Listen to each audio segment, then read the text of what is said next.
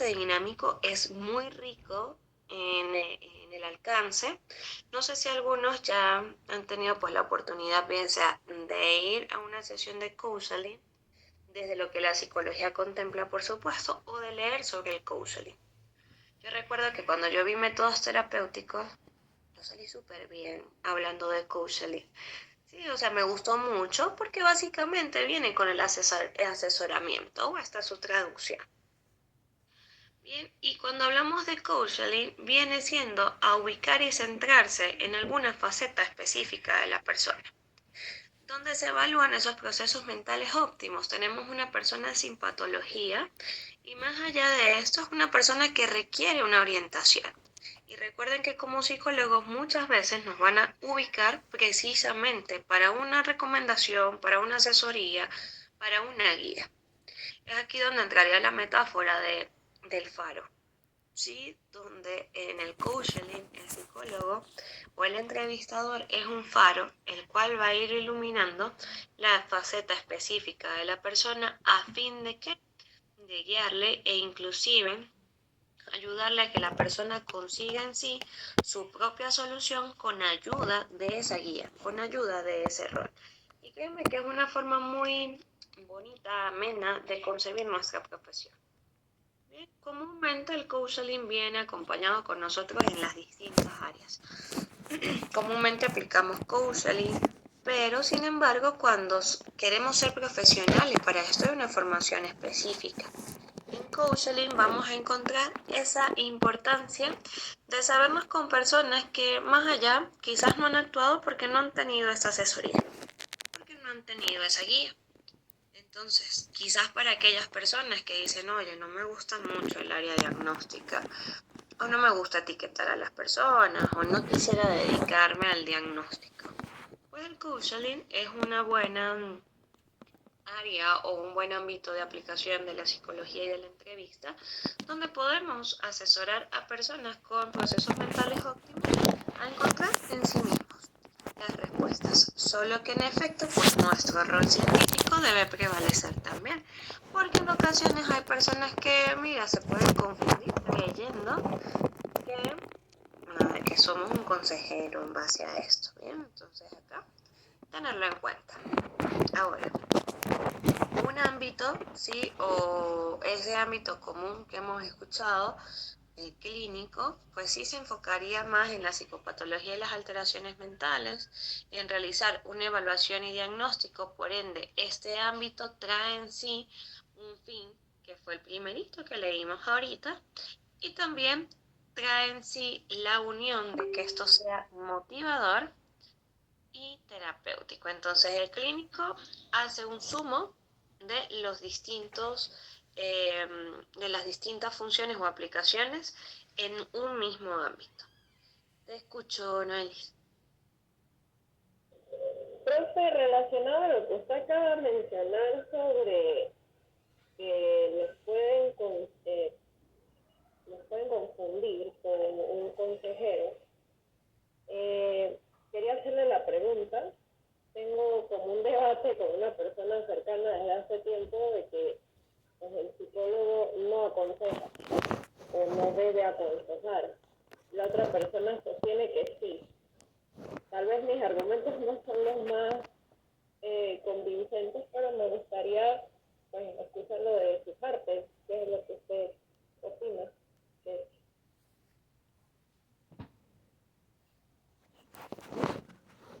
Lo siento. Decía que sería importante saber pues esos argumentos, porque de seguro pues sí, también son válidos. Recuerden que nosotros practicamos comunicación asertiva constantemente. A ver, ¿por qué no un consejero? bueno, lo Comúnmente que los consejos no... Dime, dime. no, si iba a hablar, profe, continúe.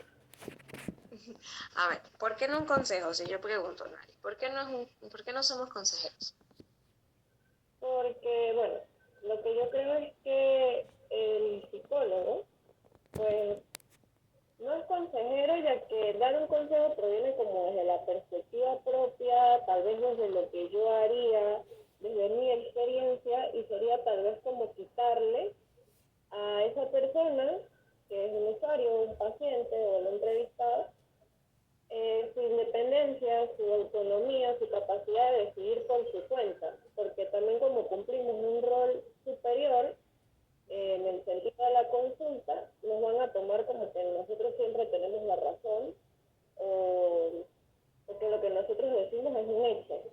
Cuando en realidad, en mi opinión, lo que se busca tal vez en la consulta psicológica es que el individuo, mediante sus propias herramientas, logre gestionar lo que le sucede en ese momento, no mediante nuestra experiencia y lo que le decimos nosotros. Muy bien. Ahora tenemos otra realidad que comúnmente, bien, ese consejo parte de personas que han vivido situaciones similares. Bien, hablábamos en clase, no sé si recuerdan, que fue Miguel precisamente que dio el ejemplo, sí, de que, sí, y ya otra compañera también lo argumentó, sobre que podemos responder de que nosotros quizás no hemos vivido por esa misma experiencia, pero que tenemos estrategias para acompañarlos, estrategias que les sean funcionales a su caso o situación. Hay formaciones específicas de consejeros, ¿bien? Pero más allá, en base a esto, recuerden que la psicología no se basa en el consejo, sino en la estrategia científica. El consejo en ocasiones puede estar carente de una demostración científica. Hoy en día ustedes han visto que se está hablando mucho de la psicología basada en la ciencia. En octubre va a haber un congreso precisamente en Barinas de psicología basada en la ciencia. Entonces, ¿qué sucede con esto? Que nosotros hablamos de estrategias, de herramientas y que le funcionen a la persona en base no a mi consejo personal, sino al estudio científico de la operatividad de dicha herramienta en la vida o en el caso específico de la persona. Adicional, que esto sí me hace recordar a uno de mis profesores que decía, es que el consejo no se cobra. Y el consejo puede surgir en cualquier ambiente. Pero cuando lo hablamos con asesoramiento, con counseling, que viene por allí la palabra, es acompañar a esa persona que tome su propia decisión sin que mi punto de vista invada su autonomía, que es básicamente lo que venía comentando. Entonces, si son criterios válidos los que está exponiendo tal cual, ahora agreguémosles la parte de herramientas para que la persona también se apropie, no de que mira, esto me lo aconsejó tal persona. ¿Quién comúnmente lo aconsejan a ustedes? Mi mamá. Ok, comúnmente mamá, amigos, personas que guardan un afecto para con nosotros y que quieren lo mejor. Y que muchas veces nos van a decir desde la perspectiva de lo que ya conocen de nosotros y de lo que a ellos les ha funcionado. Entonces, en este caso, recuerden que una de nuestras funciones también en la psicología es, dependiendo del caso, por supuesto, es hacer confrontación. Y la confrontación muchas veces lleva a la parte del counseling a recordar que, mira, la persona tiene la capacidad, solo que a veces no tiene las herramientas. Proporcionamos herramientas, pero no decimos exactamente lo que vamos a hacer. No sé si han escuchado a veces que dicen personas, no, bueno, es que mi amigo me dijo que lo dejara. El psicólogo nunca le va a decir a la persona. El psicólogo primero va a escuchar, va a hacer su interpretación, análisis y va a acompañar a la persona que tome la decisión en base a su conciencia, porque es quien vive la relación. Y no por intereses personales, como muchas veces viene un consejo. ¿Bien? Entonces eso sí, lo podemos tener en consideración y más cuando vamos al área del coaching, que como les digo es muy buena, es muy bonita, es muy necesaria, pero sí hay que mantener el rol ético para que no se confunda. Y mucho menos para que la persona no llegase a depender siempre de un coaching. Ahora, siguiendo, ¿sí? ¿Di respuesta, Maris? Sí, bastante completa. Vale, igual que mira que venías ya con toda la idea fundamentada. Ahora, vamos al hecho clínico, ¿bien? Hablamos de psicopatologías y alteraciones, pero mira que a veces como clínicos nos vamos a encontrar en un área clínica, pero de orientación. Pero comúnmente el clínico se forma o estudia para abordar esto, ¿no? Psicopatologías y alteraciones mentales. Más allá es esa evaluación y diagnóstico que viene establecida. ¿Por qué? Porque el clínico se ha formado específicamente para saber cuáles son los estándares, cuáles son los métodos de evaluación, cuáles son los estilos diagnósticos, cuáles son los diagnósticos diferenciales que son fundamentales de trabajar en el área clínica y adicional saber cuándo la persona no aplica para evaluación y ya, sino que requiere una fase motivacional y terapéutica. Como les dije, no todos los psicólogos se dedican a ambas. Bien, pero más allá, si los clínicos manejan el conocimiento de ambas para poder generar un trabajo integral en la persona que así acude. Como sabemos hoy en día, muchas personas ya llegan diagnosticadas, pero no siempre de las fuentes propias del diagnóstico. Muchas veces vienen porque vieron un video en TikTok, porque una amiga de un amigo, de un primo, de un tío, le pasó. Sí, le pasó y dicen, no, mira, es que esto es. O mamás, profes que llegan y dicen, no, mira, ¿sabes qué? Sí, es que el niño tal lo diagnosticaron con TDAH y seguro el mío porque es que se parecen tanto. Entonces vienen por un marco comparativo. Y en base a eso es muy importante que el clínico pueda acompañar, primero a motivar, inclusive a veces tiene que motivar primero la evaluación para que se den la oportunidad de un diagnóstico certero, de un diagnóstico real. Así que en base a esto, pues esta área clínica está resumiendo en la lámina anterior. Y en selección, comúnmente, ojo acá, ¿por qué? En selección comúnmente encontramos que pareciera que el psicólogo, el entrevistador, tiene que hallar el mejor candidato. Y también el perfil lo proporciona la empresa. ¿Por qué les quise agregar esto aquí? Igual nosotros ya en nuestro último apartado va a ser ver entrevista de selección. Hay que saber distinguir entre un área organizacional, lo que es entrevista de selección y lo que es entrevista diagnóstica. Dentro del área organizacional se manejan diagnósticos, pero ¿de qué índole? De riesgos psicosociales. Bien, donde aplicaría entonces la psicología laboral, que comúnmente el psicólogo laboral tiene bases clínicas. Bien, entonces, ¿qué sucede en base a esto? Que en la entrevista de selección no siempre depende de un clínico. Puede depender de un psicólogo organizacional, de un psicólogo industrial, que es como nosotros más lo vemos dentro de nuestro país. Comúnmente el perfil siempre lo va a proporcionar la empresa, porque es un perfil que nosotros no desarrollamos por nuestra independencia, porque yo creo que es lo que necesita. No. Los perfiles comúnmente tienen una duración de 4 años. Bien, y esta duración de 4 años es precisamente adaptada a la cultura organizacional de la empresa, de la institución. Más allá, sí es nuestro rol en búsqueda de ese mejor candidato, pero un mejor candidato que se apegue a lo solicitado.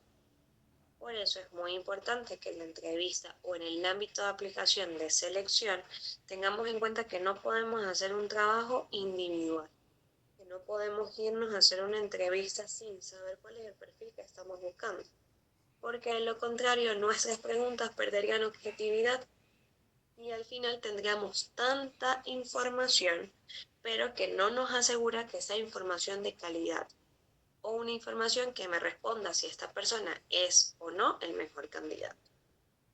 Entonces, es muy importante que en este ámbito de aplicación sepamos qué ámbito sería de selección, con qué fin, con escoger al mejor candidato o al trabajador que pueda permanecer en determinado rol, en determinado perfil. Más allá, en el hecho de selección, a veces se nos va a presentar una entrevista de selección no inicial. Es decir, tenemos un trabajador que ingresó con evaluación de recursos humanos y gerencia, pero no psicológica. Y en esta área es muy común.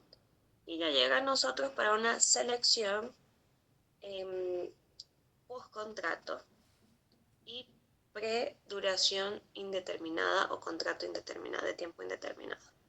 Y precisamente nos dicen, mira, tenemos 10 trabajadores de un mismo perfil, pero necesitamos 5. Entonces allí tendríamos la selección de muestreo, bien, entre ellos.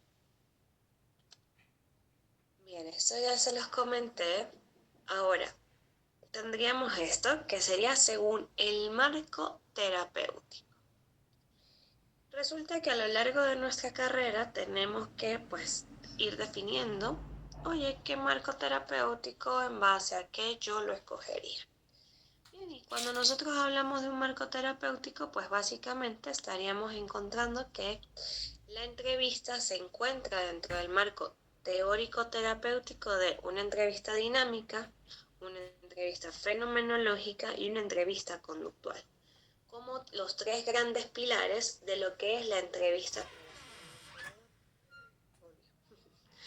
Dentro de lo que es las entrevistas, ¿bien? Recordar que este módulo es entrevista, estamos viendo las generalidades.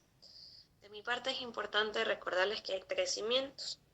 3 cimientos que muy probable ustedes van a ir definiendo ya cuando se acerquen pues a ese periodo de posgrado, de especialización, donde digamos, ok, ¿hacia qué área, sí, por supuesto, hacia qué área, pero más allá, hacia qué corriente de la psicología yo me siento más afín, para así formarme a mayor profundidad? Entonces nos encontrábamos la entrevista dinámica.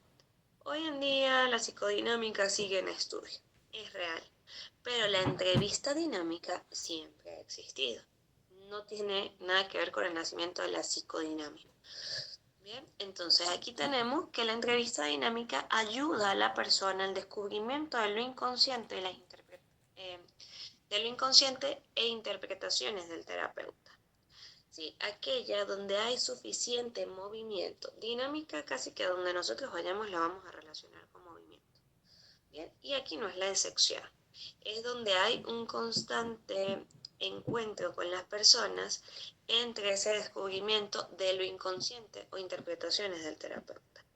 Muchas veces ese inconsciente, cuando nosotros escuchamos inconsciente, ¿con qué lo relacionamos?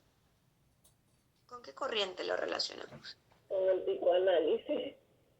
Con el psicoanálisis, sí, es como que una causa y efecto. Y créanme que se siga manteniendo esa interpretación que nosotros podemos dar entre lo inconsciente, el subconsciente y lo consciente.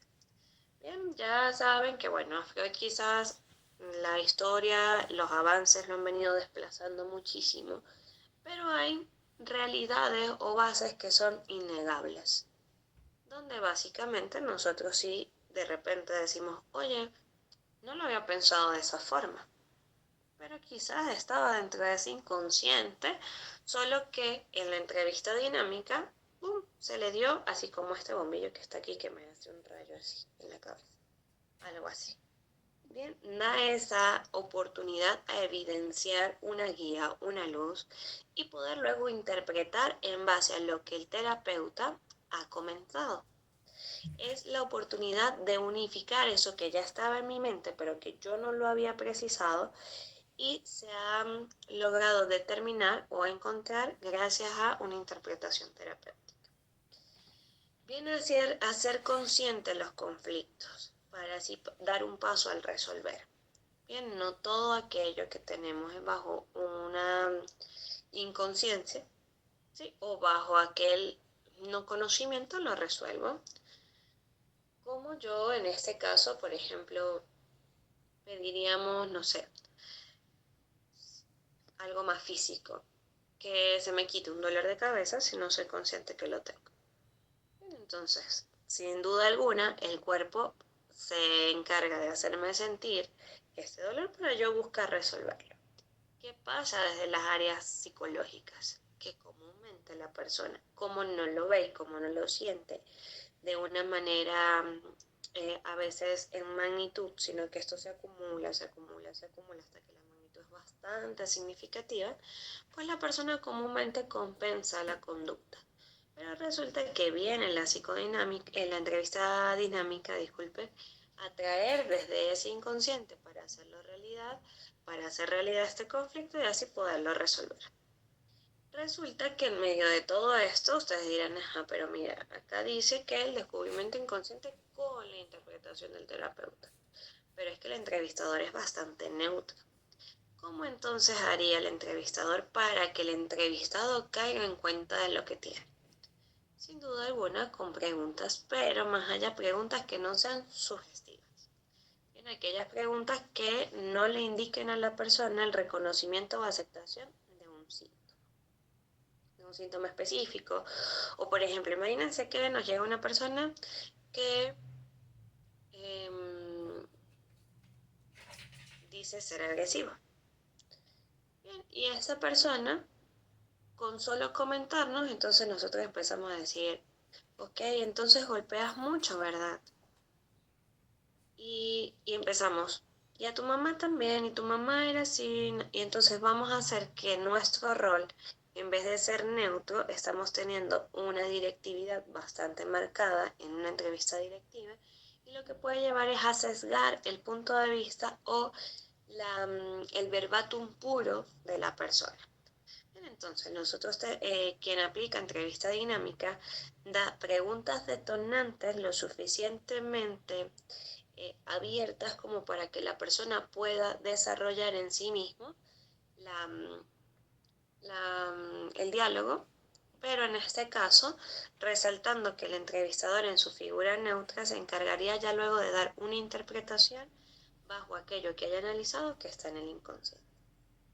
Por ende, entonces este vendría siendo un estilo directivo en el hecho propicio, donde directivo para con la persona sin interferencias mayores de esta parte cuando ya estamos ejecutando la interpretación del terapeuta. Y lo que se busca es que haya una expresión verbal, es decir, muy pocas veces se va a usar el instrumentos psicométricos estandarizados, porque debido a la expresión verbal se encuentra un análisis. Entonces, en efecto, esta entrevista dinámica parte con muchos matices del psicoanálisis. Bien, ahora, la fenomenológica, pues oye, que resulta que, a contrario de esta parte que tiene bastantes matices psicoanalíticos, esta responde mucho más al humanismo. Bien, ahora, a nivel de fenomenológico, es un estilo no directivo. En ese estilo no directivo que se busca el autoconocimiento, que la persona se consiga a sí misma, crea, explore de sí y más allá todos esos autoconocimiento, autoeficacia, autorreconocimiento, autoestima, vengan y entren en la entrevista fenomenológica para que la persona se exprese en su total libertad. Aquí por ende se busca potenciar ese, valga la redundancia, o realzar, mejor dicho, para no redundar, realzar el potencial humano, donde la persona se identifique con sus cualidades y más allá sepa que aquellas cosas que hoy en día presente como debilidades puede ser debido al desconocimiento de sus habilidades. Parece un trabalengua, pero acá lo preciso con que la fenomenológica o el marco terapéutico teórico de la entrevista fenomenológica es que habla que la persona no es un enfermo. No enfermo, cualquier persona que asista con una entrevista de este tipo teórico, y que al contrario se busca llevar a conciencia que la persona ha tenido el desconocimiento de la forma en cómo percibe su realidad y que por ende detona en conductas.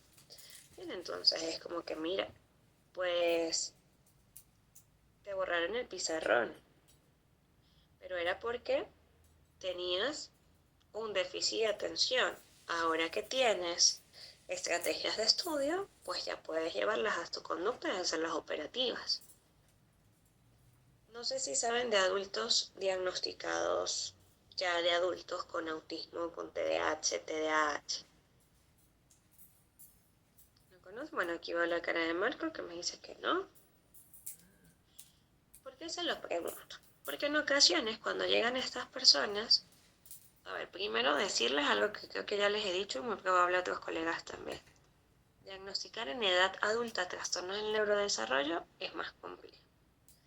Bien, porque ya esa historia clínica ha perdido de cierta forma el matiz puro de ese inicio, adicional que la persona a una edad adulta ya ha compensado conductas. Bien, ya ha compensado, por ejemplo, mira, si era una persona que era socialmente selectivo, ya de grande, por la repetición de una misma persona, ejemplo, puede tener buenas relaciones sociales. Si era una persona que de pequeño le molestaba el ruido, sí, tenía esa hiperacusia, pues ya de grande quizás encontró que con los audífonos se puede regular, sí, con cancelación de ruido. Que si quizás era un chico que era muy inquieto, pues buscó una carrera o una ocupación que le permitiera estar en movimiento.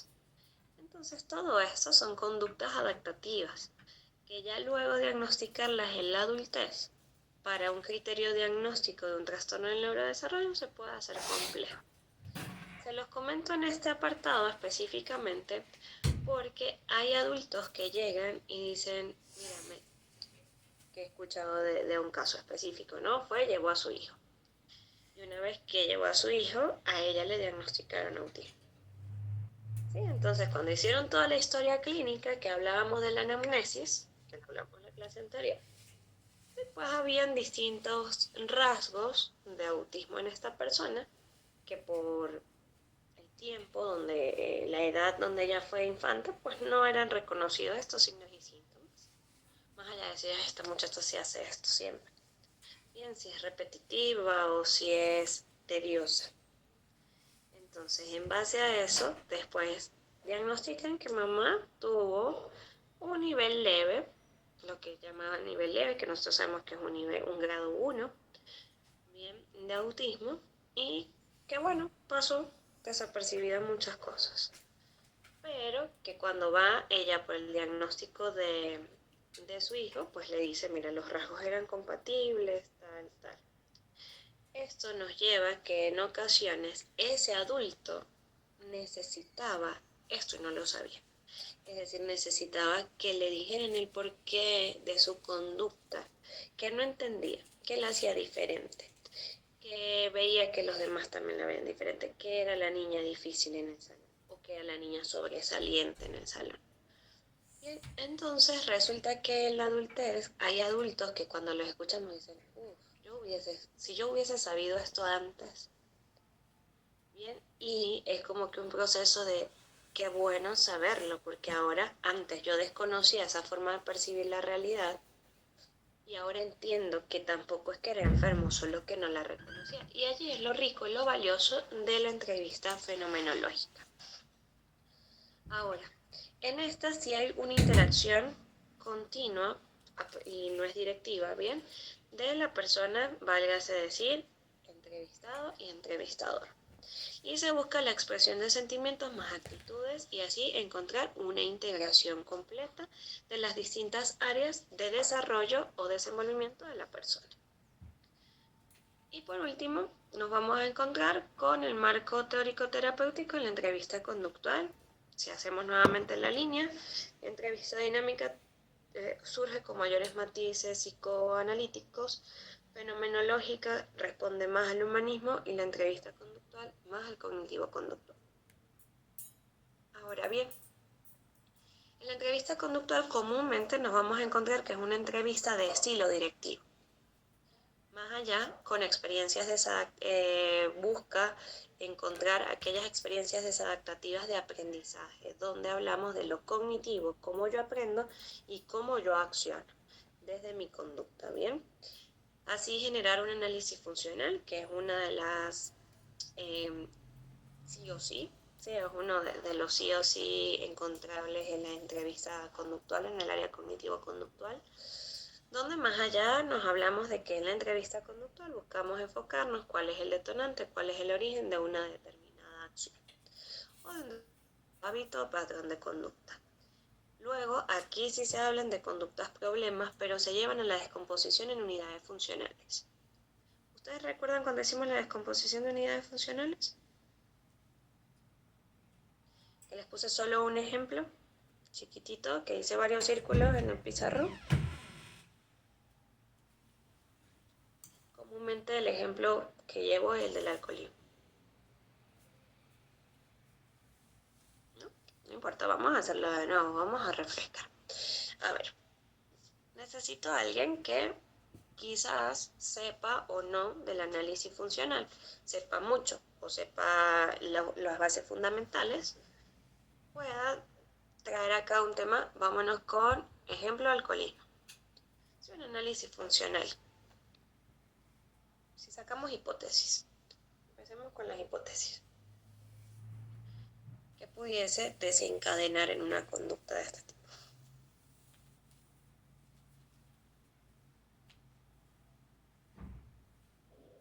Tal vez estrés o ansiedad. Ok, estrés, ansiedad. Déjenme tener aquí algo para apuntar. ¿Qué más? Puede ser también genético, por repetición de conducta, me refiero, perdón. Repetición de conducta. Okay. Ajá. Repetición de Puede patrones. ser de repente una fiesta, una noche, los amigos podrían ser que detonen esta conducta. También. Depresión. Depresión, ok. Puede ser un duelo también. Bien, tenemos aquí 5. ¿Bien? Entonces, ya va, depresión, duelo. Déjame ver si yo puedo acá sacar herramientas. Un segundo.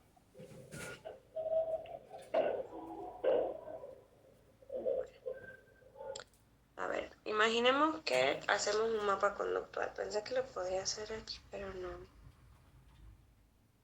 No lo veo. Bien, imaginemos que tenemos arriba ese mapa conductual, dice alcoholismo como título, ¿bien? Déjame igual ver aquí. Estoy necia porque yo sé que hay algunas pizarras, pero aquí no la veo. Estoy conectada al teléfono con auxiliar del computador. El punto es que tenemos eso. Entonces, para nosotros dividirlos en unidades de análisis, hoy tomando las que ustedes me dicen que son 5 unidades, imaginemos una unidad de análisis donde tenemos primero D. Nos llega la persona y nos dice, mira, en mi casa siempre han tomado. Bien, en mi familia siempre han tomado.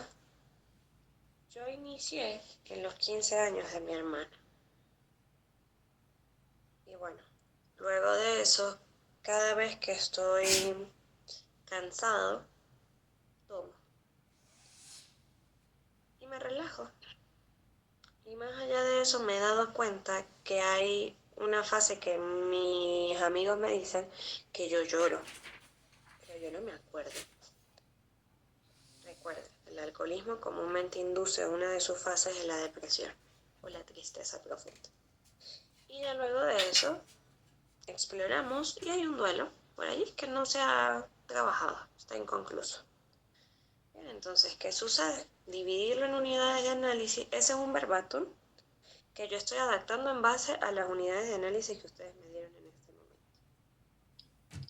Bien, entonces, luego de eso tendríamos que ir en una entrevista conductual a preguntar, ok, ¿qué personas de tu familia toman? ¿De quiénes lo empezaste a ver? Entonces después nos dicen, no, mira, pues mi papá, mi hermano y mi abuela. Ok, vale.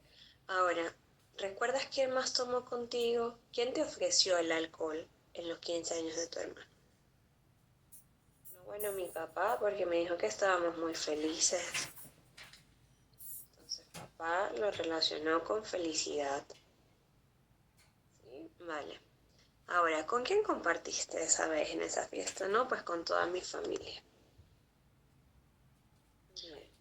¿Hubo consecuencias positivas o negativas? Sí, nos pusimos más felices. No, ninguna. Ok. Ahora, luego de esa fiesta, ¿recuerdas? Han pasado varios años, pero ¿recuerdas cuántas copas te tomaste? No, pues me acuerdo que la copa del brindis y después unas cervezas, pero no me acuerdo cuánto. Ok. ¿sí? Eso. Y la primera vez que te pareció una buena opción para relajarte, ¿cuándo fue? Y vamos y encontramos el estrés. ¿Y cada cuánto tú estás estresado? Entonces aquí vamos a hablar de frecuencia, duración e intensidad.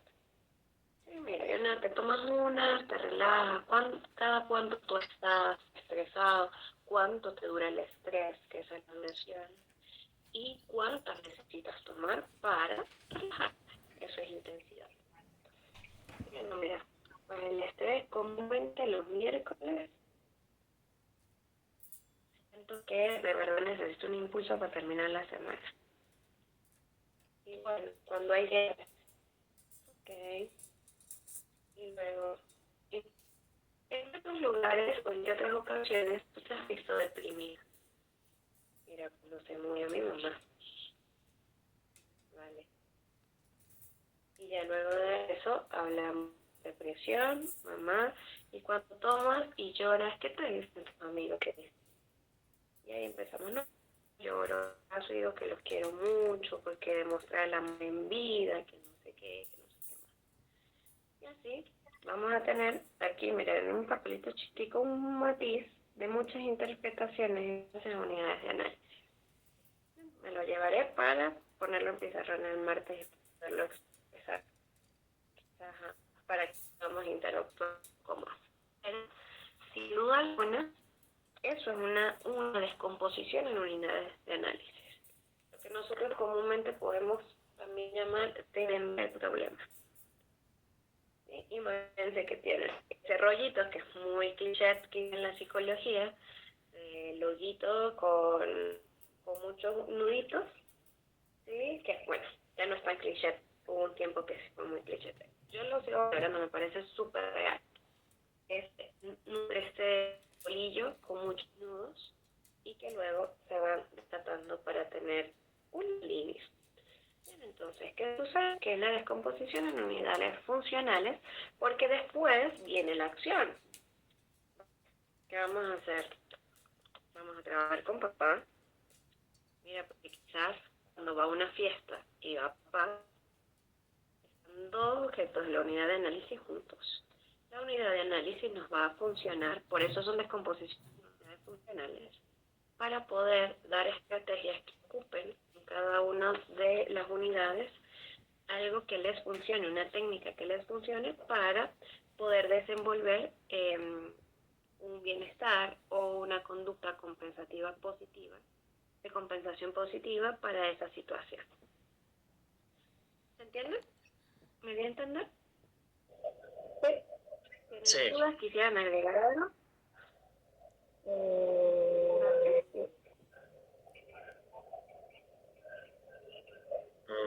Escucho el de Noeli y de Javier.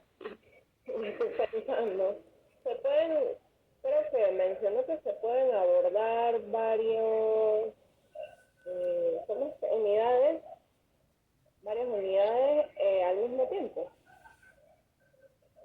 O sea, con una misma... Por ejemplo, tomando el ejemplo que me diste con, por ejemplo, lo de repetir la conducta, moldear la conducta con el de fiesta.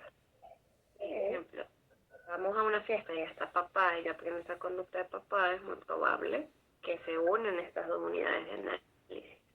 O sea, una, ahora son dos y las tenemos que abordar. Por ejemplo, mira, vamos a salir, pero cuando vamos con papá, pues casi que, mira, en recomendación, vamos, pero nos vamos a sentar en mesas distintas al inicio, para evaluar cuánto tiempo yo soy capaz de tener mi proceso de abstinencia sin llevarlo a que controle, pero como yo le voy a despreciar a papá un trago.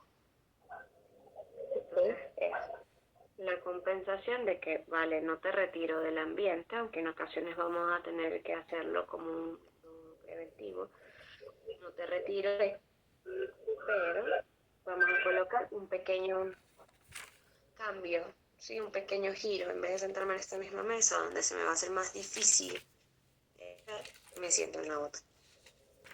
Entonces, fiesta y es repetición de conducta.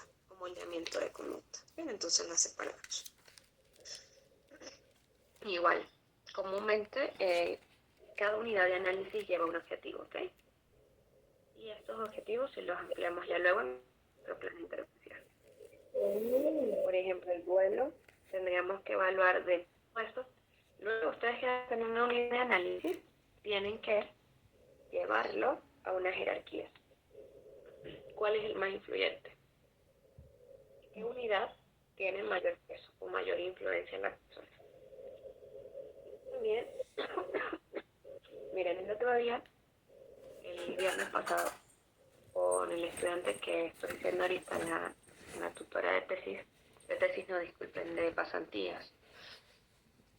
Hicimos una unidad de análisis, una descomposición de análisis funcional, de unidades funcionales, yo diría que rápida, y después yo dije, mira, qué bien que se logra precisar de esta forma, porque al momento de nosotros actuar, por ejemplo, en una entrevista inicial, tenemos que abordarla así, porque no sé el panorama mayor de la persona hasta que nos los ponen a nosotros frente a nuestra perspectiva, ¿bien? Entonces, se hablaba de un caso, bueno, de un infante que perdió su ojo, pero tenía mucha rabia con su hermanito porque fue un accidente. Entonces, en esa unidad de análisis había que trabajar duelo, culpas, relaciones familiares, actividades gratificantes en esa pérdida, pero todo en jerarquía, para nosotros poder llegar. Y así, en lo que dice allí en la diapositiva, como terapeutas, en el caso de haber terminado nuestro rol de entrevistadores, evaluar, delimitar objetivos y técnicas y analizar la efectividad de las mismas, adicional del avance que cada una nos proporcione, ¿sí? O de lo favorable que le funcione a la persona. Hay técnicas que, por ejemplo, el semáforo conductual, que es una que yo recomiendo muchas veces. Con semáforo conductual, ¿qué hacemos? Primero reconocer que no a todo se le aplica. ¿Por qué? Porque puede ser una técnica altamente funcional, igual que la técnica del sándwich. Son dos técnicas que me parecen a nivel de conducta muy buenas. Pero, que yo digo, ajá, si esta persona tiene una situación o problemas de ira,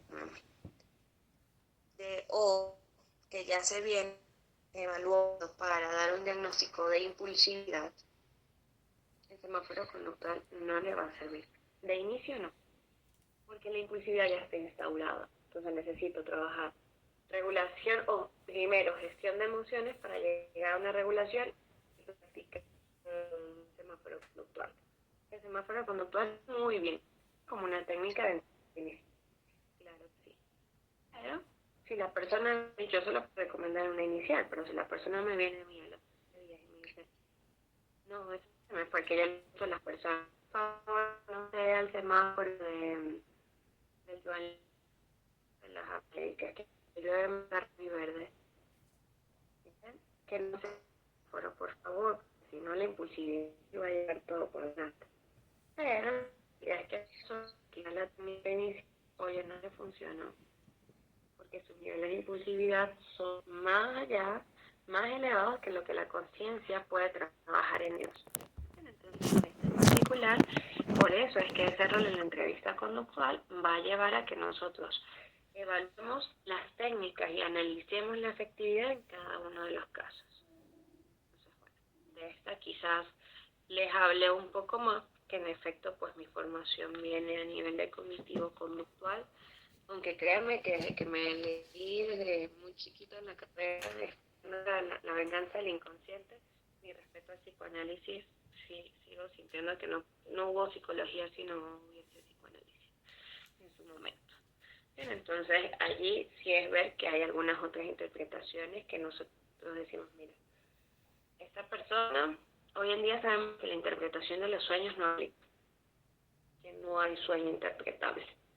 Bien, pero que más allá de eso, está nutrido de muchos factores que muchas veces la persona los vive en su inconsciente, los vive en su subconsciente, los suprimió, se pone en el inconsciente, y de repente la persona sueña con elefantes rosados bailando con Bad Bunny,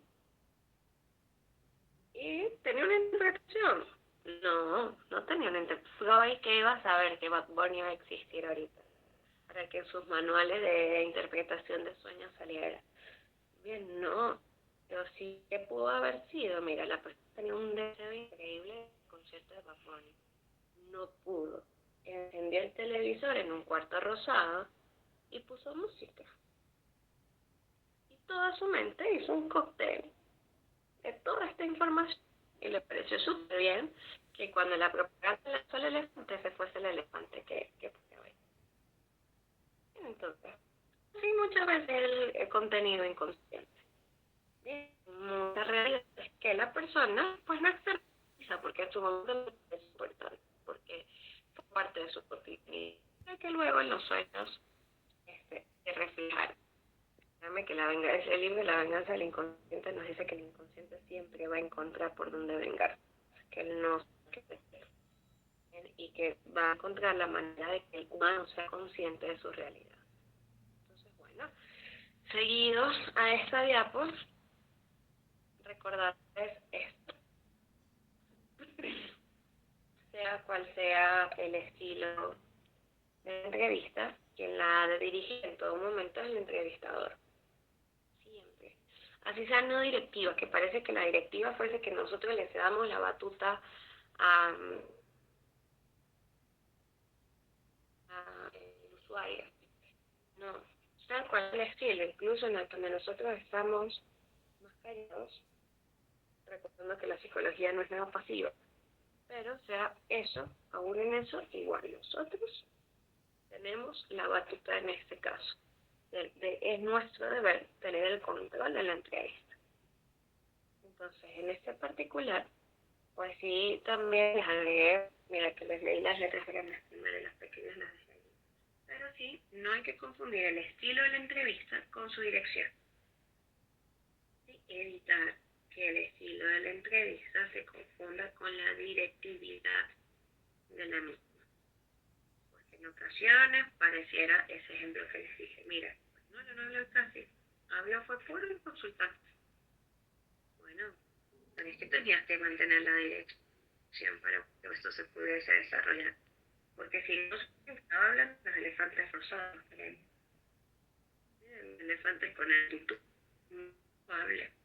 Pero gracias a que el entrevistador tiene la batuta, dirige lo que la persona le está comentando y dirige la entrevista, se puede observar que aún no es no directiva, el entrevistador tiene el control o la capacidad de dirigir.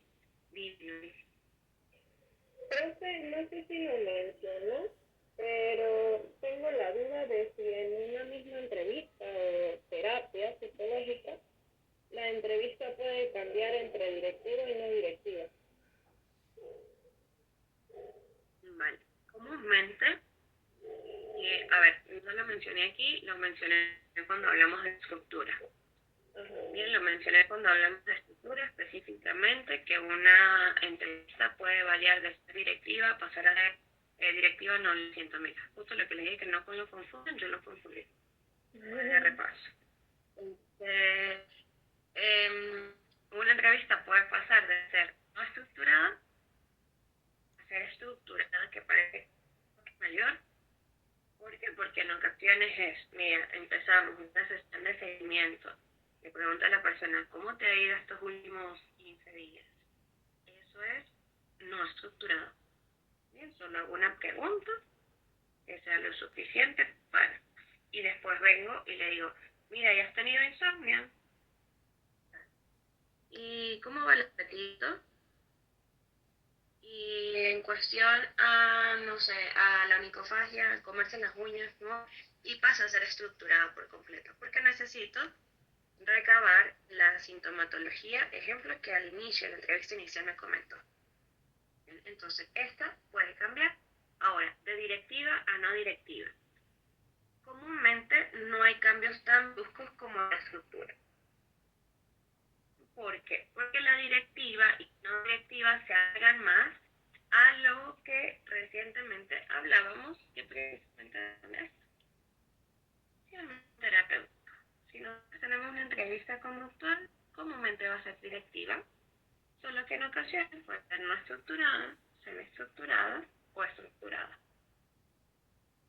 Si nosotros hablamos de una entrevista fenomenológica, por poner el ejemplo, esa entrevista no, aquí el entrevistador es neutro y por ende va a ser no directiva. Entonces, en este caso, en comúnmente no cambio, pero en estructura, la verdad. Entonces, ¿qué sucede? Comúnmente, si llegásemos a adquirir el cambio de dirección, se va a dar de una sesión a otra, no en una única sesión. En una misma sesión sí puede cambiar la estructura. Déjame irme por aquí un segundo. Si es más cambiante, ahora sí sale la estructura en el teléfono. Esto sí puede alternarse en una misma, la dirección comúnmente no. Ejemplo, vamos a ponerle un ejemplo de una entrevista de selección nuestro se daría como muy buena. Bien, ¿por qué? Porque resulta que en la entrevista de selección necesitamos evaluar áreas bastante específicas. Pero puede pasar de ser estructurada a no estructurada una de selección o en el área deportiva, ejemplo de casetamiento. Sí, por supuesto. Empezamos a grabar todo lo que esta persona me dice, mira, tal, estas habilidades, de qué, luego le digo, cuéntame de tu experiencia. Y eso pasa a ser una estructurada. Pero yo mantengo la batuta, no es que la persona se extendió, completamente todo, y después no se perdió el objetivo de la entrevista. Se mantiene efectiva, pero con cambio en la estructura. Se mantiene la dirección, pero cambia la estructura. Entonces vamos a pasar ahora por acá. Comúnmente, pero no sé. Bueno, las cargas completas las tengo aquí. Quitamos las de los cambios. Vamos a ver este, ya lo vamos a hablar el martes. El martes serían nuestras últimas clases. Bien, con esto, con el a ver. Acá, listo. Resulta que la entrevista se ve involucrada de manera directa en la investigación cualitativa. Bien, porque es para mí un deber traérselos y hablar, porque hablamos de una investigación cualitativa, tenemos todas las otras fases también de la clasificación de la empresa. Es muy importante, bueno, recordarles una vez más, que la psicología es una carrera de investigación constante. Que si yo voy a tener 5 investigaciones que tengo que tapar, quizás no todas, digamos, mira, me tengo que esperar en las en este caso. Pero quizás las bases teóricas sí cambiarían, aún cuando sea una entrevista cualitativa. Resulta que en efecto, nosotros al tener cada una de las personas de nosotros es una unidad de investigación, aun cuando nosotros vayamos a aplicar instrumentos cuantitativos o psicométricos. Resulta pues que primero nosotros debemos recordar el tema como primer paso, reconocer el por qué y qué debe ser, el por qué y el qué debe cómo, porque esa persona vino y qué objetivo trae esta persona antes yo de decir cómo voy a trabajar, o cómo voy a investigar, o cómo voy a intervenir. Bien, siempre tenemos que sentarnos con la persona, aunque suene muy dicotómico de mi parte decir siempre, realmente debemos sentarnos y escuchar el por qué esa persona está frente a mí, porque es comunidad de empresa el que quiere encontrar bajo mi recurso, bajo mi acompañamiento, y luego ¿cómo lo vamos a hacer? Porque quizás decimos que ¿cómo camina un bebé? Sus dos piernas y bueno, ¿no? Ok, pero ¿por qué el bebé debería caminar? ¿Y qué debemos hacer para ayudarle? Pues, antes no es poco. Eso como hasta yo puedo emitir recomendaciones. Eso es contra el objetivo. Pero es gracias a que me han presentado un posible motivo de consulta y por ende me han dicho qué intenciones ellos traen, qué quieren encontrar. Ejemplo, pues, cuando son muy tiesos. Y con esto estoy diciendo que sean hiperactivos. Vienen mamás solo por situación de conducta y dicen, es que yo traje al niño porque no se queda un momento quieto, ni me deja cuando está en el baño. ¿Qué quiere encontrar esa mamá? Que el niño se mantenga tranquilo. ¿Cómo lo vamos a hacer? Lo tenemos solo. ¿Sí? Entonces, en ese particular, evaluación primero. Entonces, luego, gracias a que antecede el por qué y el qué, vamos a pasar a diseñar. ¿Qué vamos a diseñar? Un plan a seguir. Un plan a seguir en semanas, en sesiones, un plan a seguir. Ejemplo, lo ideal es que el niño antes de terminar un té. ¿Por qué es importante? Porque básicamente habla del desarrollo neurológico de ese bebé. Bien, entonces, necesitamos, mira, el un gato, vale. Entonces, ¿por qué hubo ese salto de eso? Una función motora básica de un niño. Hay mamitas que se asustan, papás que se asustan porque el bebé gatea hacia atrás. Ese es el estilo de gateo, de estilo cangrejo. Bien, es válido, cuenta como gateo. Bien, cuando dicen, no, es que se va de nalguitas.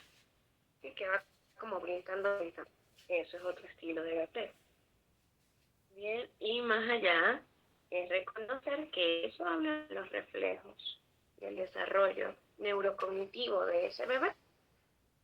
Pero esto yo se los comento porque traigo aquí el tema de que mamá quiere que el niño se esté. El plan a seguir, primero lo evaluamos. El plan a seguir es, antes de diseñar, pues yo debo saber el por qué y el qué, para así saber a través de qué yo voy a estructurar ese plan. Ejemplo, por ejemplo, yo, Gabriela Quintero, cuando me dicen que hay un niño hiperactivo o que hay un niño con rasgos de autismo, pregunto mucho el cómo reacciona luego que come harina de trigo y luego que come azúcar, dulce, chuchería. Bien, porque en ocasiones, oye, bueno, el plan a seguir para diseñarlo y saber yo mi cómo, debo decir, vale, no podemos, vamos a intentar, si podemos referir, si la familia tiene esos recursos de cómo ir a un nutricionista, o una dieta, o a veces los mismos pediatras, una dieta que se ajuste a la edad de ese bebé, donde decimos, el niño toma café. Bueno, sabemos que los niños no deberían consumir café. Bien, entonces dice, no, pues mire, sabe que justo en las noches en mi casa se acostumbra a comer arepa, harina de trigo o pan, porque es lo más rápido, no sé qué, tal. ¿Vale? ¿Cómo reacciona en la noche? No, mire, se vuelve sumamente incierto. ¿Sí? O cuando justo cenaron con refresco. O cuando van a la fiesta y el niño da vuelta, que se comió toda la piñata, que le cayó todo lo de la piñata. Entonces, debo, antes de ese plan a seguir, saber también el posible detonante, que sería qué a este niño. ¿Cuál es la rutina común de ese niño? Para eso involucrarlo en el plan a seguir. Así nos vamos ahora bien. Esto en un plan común de nuestras atenciones. Pero si nos vamos a la investigación, primero yo debo definir mi tema, por qué quiero estudiar y qué quiero estudiar antes del cómo lo voy a hacer. Diseñar un plan, es decir, mira, si yo voy a ir con los estudiantes de primer semestre, debo contactar primero tal persona. Yo que soy siempre, cuando soy tutora, les digo, vayan con el ingeniero Bosco para sacar la fórmula. Bueno, van con el ingeniero Bosco, sacan la fórmula. Eso entra dentro del plan. Bien, porque después no puedo irme antes de entrevistar y digo, no, pues voy a entrevistar a 800. Cuando la fórmula me dice que tengo que entrevistar a 432. Bien, por eso es que debo diseñar primero para pasar a entrevistar. Entrevistar entonces en la entrevista cualitativa a través de ¿qué?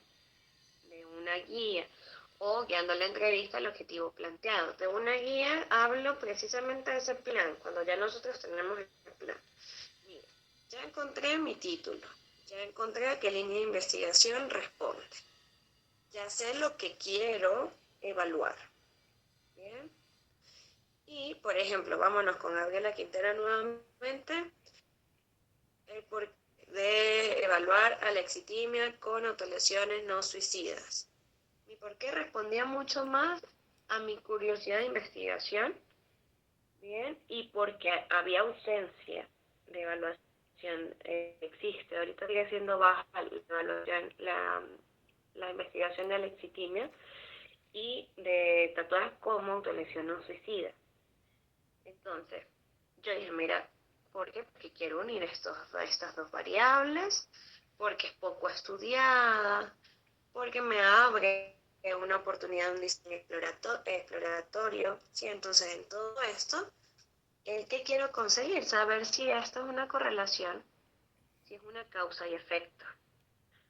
¿Qué debo hacer? Bueno, debo saber quién va a ser mi tutor, eso es diseñar el plan a seguir. Debo saber si trabaja con esta línea. Debo luego saber cuál va a ser mi población. Si debo ir con un estadístico para hacer la muestra más allá de la regla de 3. Todo eso, pero gracias a eso pues llegamos a la entrevista guiándola entonces el objetivo planteado. El objetivo de llegar a tantas personas. Ahora, seguido a esto viene ese paso 4. Que el paso 4, escuchemos o repasemos, que es de una investigación cualitativa.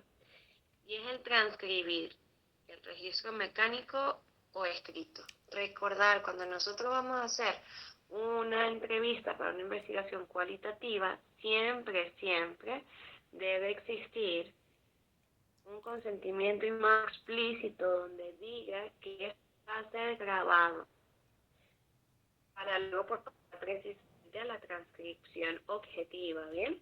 Entonces allí nosotros nos iríamos a que, que vamos a transcribir con la mayor objetividad posible, recordando que en la entrevista de investigación cualitativa hay una estructura específica para todos. Si yo le pregunto a la persona, ¿lloras en las noches y por qué causa? Debo preguntarle tal cual al segundo, al tercero, al sexto informante. Bien, para así cuando yo vaya a transcribir el sesgo sea disminuido. Y en el mismo orden. ¿Por qué? Porque si yo pregunto, si llora todas las noches, después que le dije, y todas las noches eres feliz, y luego lo cambio, puede tener una connotación cognitiva en el impacto de receptividad. Bien, de que diga, uy, pero me estoy contradiciendo. Sí, ¿no? Por ejemplo, ahorita alguien que acompaña, que va a hacer esta entrevista, tenía en su hojita todo categorizado por colores. Y como que estas 5 responden a tal variable, a tal dimensión, estas 3 a tal, y lo ideal es quitarle colores a eso porque entonces la persona se va a sesgar. Decir, oye, pero aquí me están evaluando algo y aquí abajo me están evaluando otra cosa y aquí abajo otra. Y ya sé que si respondo aquí tengo que tener en esta, esto va a sesgar, ¿sí? Comúnmente. Entonces, ¿qué hacemos? Bueno, intentar no, garantizar que en esa transcripción nosotros hayamos hecho una entrevista en orden. Quinto, analizar el recopilado con todos apropiados. ¿sí? Donde si es la triangulación, donde si es la matriz, el árbol, el método que nosotros vayamos a usar, debe tener esos métodos apropiados a qué, a la edad de la persona, ¿sí? Si vamos a evaluar el área sociodemográfica que responda. Imagínense que vamos a hacer es una entrevista escrita, pero hay una población que nosotros no diseñamos, que quizás esa población sea analfabeta. Entonces tengo que evaluar cuál va a ser mi método de análisis indicado a una población que es analfabeta, que quizás no me puede escribir y que va a ser muy distinto. Por ejemplo, yo lo veo con instrumentos. Hay unos instrumentos que son autoinformados, ¿sí? Que, autoaplicables, que digo, la misma persona lo puede hacer. Y he tenido personas que, gracias a las adaptaciones de estos instrumentos, nos permiten que sean autoinformados o no. Es decir, que la misma persona la llene o que uno se los pueda leer. Y hay algunas personas que simplemente lo dicen, pero yo le dicto y usted me va respondiendo. Algunos puede ser por pereza, otros que no quieren leer, otros porque entre leer y pensar se dispersan, se confunden porque la parrilla de respuesta es muy chiquita, múltiple. Pero he tenido la oportunidad con personas que pues simplemente han pasado por esta situación de que no han podido estudiar, quedaron como analfabetas en la actualidad, que yo siempre les digo, pero hoy en día hay mucho, pero sí, llevándolo a que es analfabeta, la persona me dice, no, bueno, yo le voy dictando. Yo sí reconozco del 1 al 4 la respuesta. Entonces, cuando llegamos a preguntas, por ejemplo, hay una con el CSL 90 que dice, ¿se ha disminuido mi gusto o placer sexual? Es muy distinto cuando la persona en el auto llenado lo responde a cuando no se lo pregunta. Y no siempre va a ser por uno. Hay colegas que sí les pueden dar quizás más pena o pudor o el estigma de la sexualidad preguntar por el área sexual específicamente. Habremos otros que, bueno, por la formación básica, decimos, de base que digo, lo preguntamos. Pero hay personas que se cohiben significativamente. Se cohiben significativamente cuando justo van a responder estas preguntas que tienen que ver con la sexualidad. Entonces, como que la tengo que responder. Y como que sí la tenemos que responder. Y allí a veces lleva que nosotros cortemos por un momento la fluidez del instrumento para decirle tranquila, sin pena, recuerde que esto es confidencial, que lo que usted me comente se queda conmigo, que este instrumento no va a salir, tal. Entonces, recuerden que aquí por eso es que a veces el análisis debe evaluar mucho para que sea apropiado. Seguido a esto, verificar los resultados con la metodología propia de entrevista. Comúnmente en la entrevista de investigación cualitativa se habla de una entrevista directiva con matices semiestructurados. Directiva, nosotros llevamos esto con matices semiestructurados en el hecho de que no buscamos respuestas comúnmente dicotómicas, ¿bien? Porque de lo contrario se pudiese estandarizar con un método psicométrico. Igual, algo que quiero resaltar es que la entrevista cualitativa, independientemente que ustedes sean los autores, yo quisiera que cada vez la investigación se ampliar un poco más a dar la voz, o por lo menos las tesis, a que la voz de ustedes realmente fuese mayor. Pudiesen ustedes conseguir, la realidad es que la investigación cualitativa tiene una realidad que su entrevista debe ser igualmente evaluada por jueces. Bien, el juicio debe atrasarse. En una entrevista tiene una tesis cualitativa, pero si es más mía, si no sé qué, igualmente usted debe validar esa entrevista.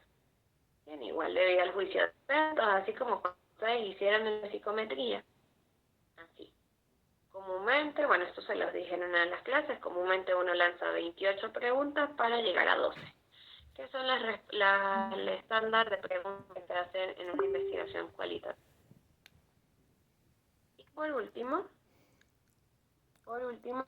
Marco, ¿te escucho?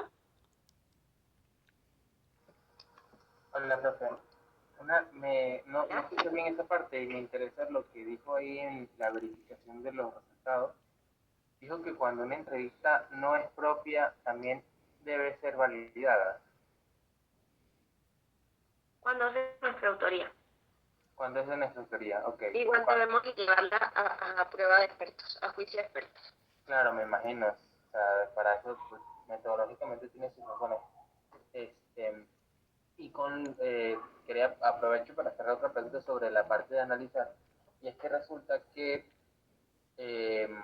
en mi informe yo estoy haciendo una investigación cualitativa que requiere de entrevistas y en la parte del análisis, una forma de análisis que me gustaría hacer es prestada, de hecho la manera la vi en un artículo sobre el mismo tema que estoy haciendo yo, de hecho el tema es casi, el informe, el artículo es muy parecido al mío en contenido y en forma, y uno de los métodos que utilizó el entrevistador para recolectar la información y facilitar el análisis fue un esquema hecho dentro, o sea, como dentro de la misma entrevista.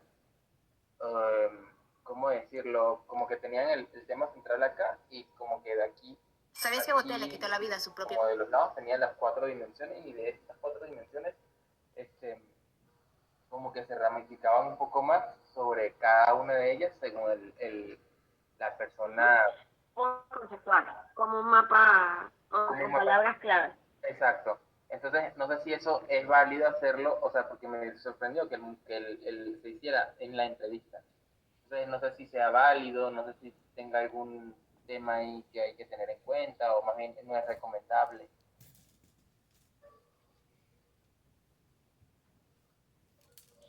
Este es un estilo de análisis propio de la investigación colectiva. Igual pasa en la matriz, ¿bien? Lo que se hace. ¿Qué pasa similar a la triangulación? La triangulación también es otro estilo de análisis que tiene dentro de la investigación cualitativa. Esta como tal es que tiene términos claves. Bien, la terminología clave está allí y por eso es una matriz que deriva en los resultados de tu investigación. Lo que sí recomiendo es que puedas darle el giro original a esa investigación tuya, que es bastante original, pero que más allá tenga esa oportunidad de dar los matices lo más específicos posibles, ¿bien? De manera de reducir el sesgo. ¿Sabes? Que muchas veces muchas veces la investigación cualitativa ha sido señalada por subjetiva. Entonces, por eso es que se ha buscado que los métodos de análisis cada vez puedan ser más visibles y más detallados a fin de reducir este sesgo generalizado que se tiene. Bien, pero sí, es totalmente válido este estilo de análisis, porque es más allá incluso la repetición de respuesta, aun cuando los informantes no se conocen entre sí. No saben o no están llenando en simultáneo con guías específicas.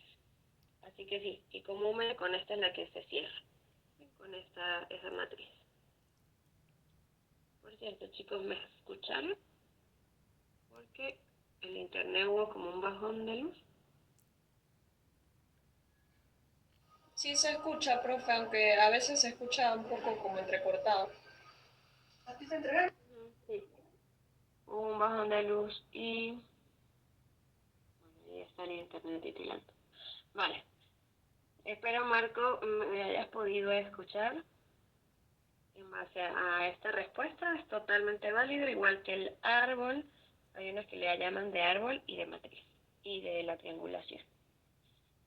Ahora, el verificar los resultados con la metodología propia de la entrevista es porque ustedes tengan la garantía. Comúnmente en la investigación cualitativa se piden las entrevistas en cuestión a la validación a las recomendaciones de jueces, y es importante que les diga en cuestión a esta verificación que si llevamos, por ejemplo, una entrevista de este estilo a presentación, que en ocasiones algunos requieran ver esa transcripción que nosotros hemos hecho. Por ende, el anonimato, el agregar un seudónimo es muy importante para quienes vayan a ser nuestros participantes o nuestros informantes. Y por último, informar criterios científicos y la comprensibilidad. Es decir, que se entienda para con todos. Y algo que vamos a ver cuando lleguemos a la parte de ética, de los deberes del psicólogo en la investigación, es importante siempre recordar que nosotros tenemos la obligación de informar a la población que fue nuestra muestra, ¿bien? O a la población en general. Siempre va a ser nuestra responsabilidad de investigadores llevar los resultados con criterios científicos a que la población tenga respuesta de cuáles fueron los hallazgos obtenidos gracias a su colaboración. ¿Esto cómo lo podemos hacer? Mira, en ocasiones podemos dar un taller y es para presentar estos resultados. En ocasiones podemos llamar, por ejemplo, si fuese tesis, pueden ustedes invitar, si van a trabajar, ejemplo, con una escuela, a los directivos y profesores de esa escuela, para que estén atentos a los resultados. Si es en población general, hacer un flyer de tal día en lugar, va a hablar sobre esto, entre paréntesis, resultados de investigación cualitativa. Y siempre el consentimiento informado va a ser nuestro respaldo. Entonces, no sé si tienen dudas. Créanme, y bueno, voy a aprovechar en base a la pregunta que Marco hizo. Cuando hay entrevistas de otros autores, pero son entrevistas que no tratamos, y nosotros las vamos a traducir, igual tiene que ir a juicio de expertos. Si es experto que tiene muchísimos años, tenemos que volver a validar con el juicio de expertos. Si es un instrumento que nunca ha sido aplicado en Latinoamérica, tenemos que validarlo.